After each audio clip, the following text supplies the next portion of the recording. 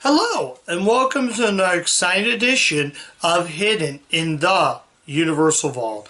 I'm Ryan, your host, and yeah, my phone's up there.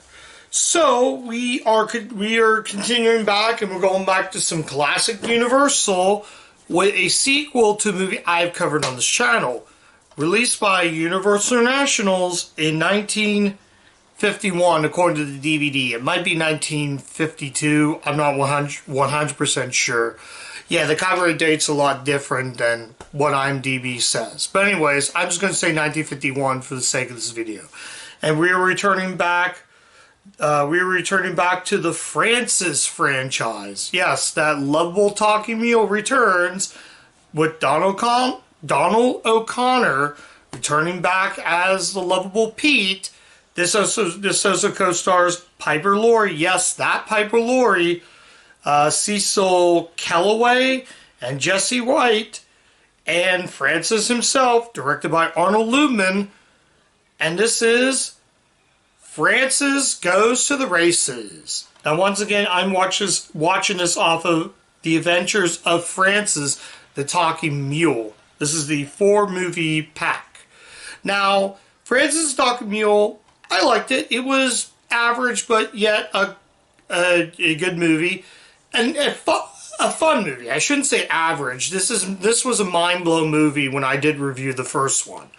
So now that I talked about the first, what did I think of Frances Go to the Races? I gotta say, a lot better. I actually liked this movie. So let's talk about Frances Goes to the Races. Yeah, Goes to the Races. So once again, we have Pete, played by Donald O'Connor, returns with Frances, and this time they're now deciding they want to go to the races. And they're walking, and they meet a woman who also is named Frances. Frances Travers, played by the young Piper Laurie. Yes, the mom from Carrie. Yes, the actress who was in Carrie that played the mom is in this movie eons before Carrie was ever created, and was also played another mom role in Children of Lesser Gods as well in 1986. This movie, there was a time where Piper Laurie was actually a character actress. It's like whenever Julianne Moore would play Carrie in the remake. It's similar to that style. Character actress taking on a different role. Well, I gotta say, it's really good. So like I said, he meets up with Frances Travers, who also has a name Frances, and they thought, well, her name's Frances, his name is Francis. So they go on this road trip, and they meet her grandfather, who's a colonel, and he runs a horse racing, sort of like the Kentucky Derby, but not really the Kentucky Derby. So they run horse races, and they're trying to bet all these. So they believe Pete is a con artist, thinking he knows all this stuff. So he is sort of like betting on a bunch of these horses. Hang on a sec, guys. I do apologize, guys, if I did that. So anyways, they're conning these people, and he's sort of conning these people. Then they have to deal with these sort of mob guys who he owes a lot of money or he's going to go to jail. So that's really the premise of that. And this is a ton of fun. I really think this series is going to get a lot better the more I watch it. I thought Frances the Talking Mule was okay. A very revolutionary film. This, once again, is also shot in black and white. This was actually released under the Universal Internationals branding. But I think between all that Universal Internationals did from that library, I think the Frances series is a little better. I will get around to finishing up the Mom Pa Kettle franchise eventually, but I figured there's only 4 right here. There's 7 movies in total. I only own the first 4, but we'll get to the third one, which is Frances Goes to West Point. We'll get to that one soon. I'm sure that one's going to be good, but I'm getting off topic, and I really think personally this is just a ton of fun, and I don't have much to say about this, but I will say, like I said, the effects are really good. The black and white, as I said in many of my black and white reviews, in many of the movies that were shot in black and white. I think the black and white, it works. I think those black and white, those special effects magicians doing in black and white is very revolutionary. And so far, this is actually really good. Donald O'Connor is just so much fun, the role of P. He's such a smartass, but you want to he's a likable smartass. But he's just fun. He has a fun, likable character. And Piper Laurie, I didn't know how gorgeous that woman is. The first time I knew who Piper Laurie was actually Officer Carrie. That's the first movie I ever seen this actress. I was like, Piper Laurie's in this? Wait, not the Piper Laurie. I'm like, yeah, that is Piper Laurie. I was like, wow. I didn't know she was an actress back in the 50s, a character actress. And Cecil Kellaway, I think he's the colonel. Her grandfather's a colonel. So there's some like funny scenes. So he's like trying to be he's trying to be a smart ass to these people, but they're not following him. And then eventually later, they find out he's just duping these people. And at times he'll say, no, grandfather, please. Pete, this is my grandfather, Colonel Travers. And he's like, how you do, sir? He's like, $25? Yes, sir. You mean that? Yes, sir. He always says yes, sir, every time. I think he's just so much fun. Then the times where they're trying to fix on the horse, and then he says, that horse has a splinter. He's like, are you a vet? Yes, sir. Are you veterinarian? No, sir. It's just so much fun. The effects on Francis talking is actually pretty revolutionary. I'm having a ton of fun with this, and I personally, there's not much to talk about these movies, but I think personally they're just fun for what it is.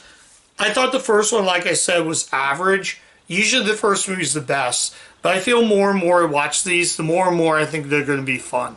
Like I said, there are 7 in total. I really only own the first 4, and these are just a ton of fun. I'm glad I'm going back to black and white because I wasn't originally going to, but I was like, I'll sit down and watch this since I haven't covered a black and white movie. And I just been digging black and white movies. I think, honestly, personally, they're good. Black and white movies are good on the eyes. You could actually are very good on the eyes. They look better on a TV, in my opinion. But man, this is just so much fun. The final climax is, like I said, really good. You want to get to know these characters. It's actually shorter, I do believe. Yeah, this is shorter. The first one was like an hour and 31 minutes. This one is like an hour and 28 minutes. So it's slightly shorter by like 5 seconds. It's 5 seconds shorter, but it's actually really fun. I want to talk more about this, and just the characters are just really good. I think the directing is good. Who wrote this? The guy who did the Francis novels also wrote this. David Stern, I do believe. He created the character. He also wrote the screenplay to the movie. It's produced by Leonard Goldstein, and I think is great. And Arnold Lubin actually directed all of these movies. The first 4. I don't know if he directed any of the other ones. But like I said, it's so much fun. It's going to get a lot better the more I watch these. I'm sure a lot of people don't like this because, for one, it's black and white, and I don't get that. This generation needs to understand that movies shot in black and white stay black and white. This movie is colorized. I think it would look a little tacky on the Francis, but when it comes to black and white, I think the movies work better. This franchise, it's another Universal franchise, again competing with the Mong Kettle franchise. But I think personally these are a little better because I think I find Francis such a likable character. It's basically the precursor to Mr. Ed. If you know the sitcom Mr. Ed, which was about a talking horse, this I think is its inspiration. And I think the performances are good. I've been really enjoying Pete and Francis and all the characters appear in this. It's weird how they're into how the other people don't know he talks. eventually in the movie, as I mentioned, Piper Laurie doesn't know that Francis talks. And then eventually, while they're fixing up, then yeah, fixing them up and patching them up, she realized, yes, Francis does talk.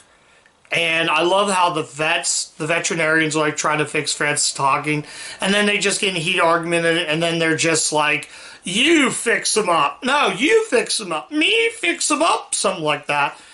And then all of a sudden, I think it's too much in the antiseptic. And then they faint, and then Francis, Piper Laurie's character, runs in there with Pete and is like, Francis! And then, oh, Francis, you're okay.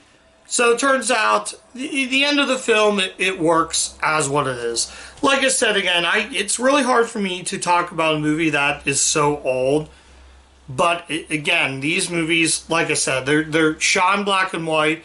They have a very filmic look, and that's what I love about these black and white movies. And I'm going to keep covering them for the channel because I like covering them. But as I said before, if you have not seen these, do yourself a favor.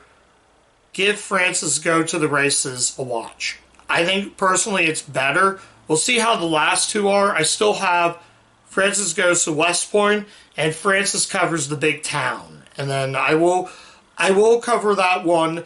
In fact, Francis, I'm gonna spoil it right now. Francis Goes to West Point will be the next movie that I'm gonna be covering, unless things change. So I figure I'll do two more and then save Francis the Big Town at a later date. But yeah, I'm really liking this movie. And is there any flaws?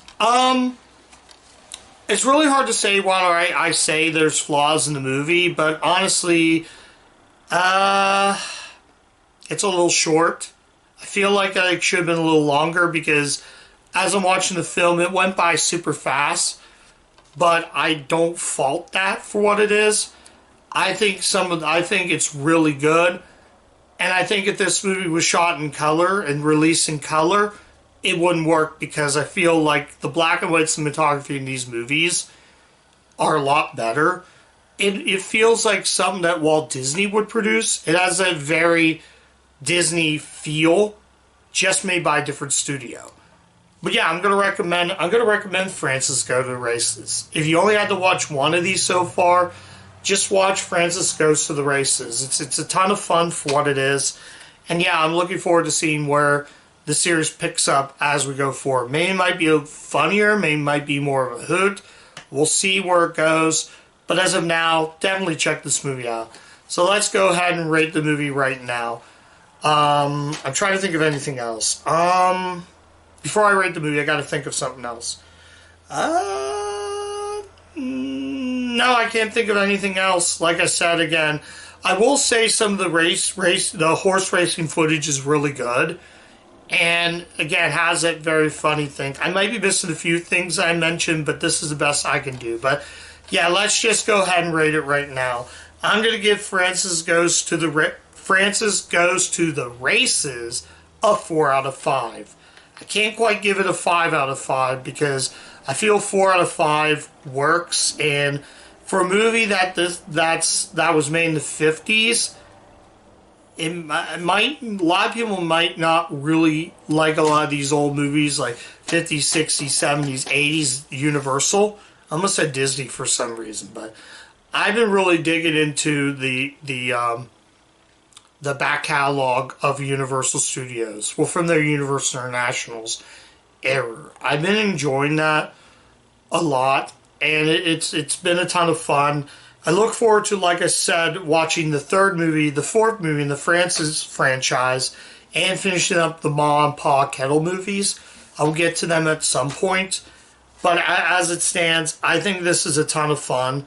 I think it's definitely a good movie that I think kids would like. If you want to show them a history lesson in film, it's definitely a great history lesson. And like I said many times, it's film history. And Donald O'Connor is really good. I like his character a lot. I think he's a ton of fun. I think he's a really good character actor. And just, he can do anything, and he's actually, he's funny at times. But like I said, I hope to get around to watching the other ones at some point. But as it stands, it's a good watch. So that's my review of Francis Goes to the Races. Thank you guys so much for watching. If you do like the content of the channel, like, comment, subscribe, click the bell, ring the bell to get all my video notifications so you can keep up with all the Universal content I have on the channel.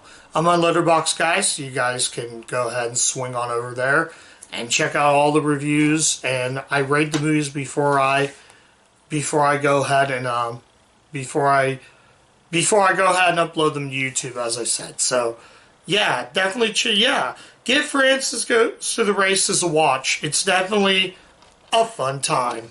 So yeah, and that's it. And as always, keep watching those Universal movies, and I'll catch you guys next time. Bye.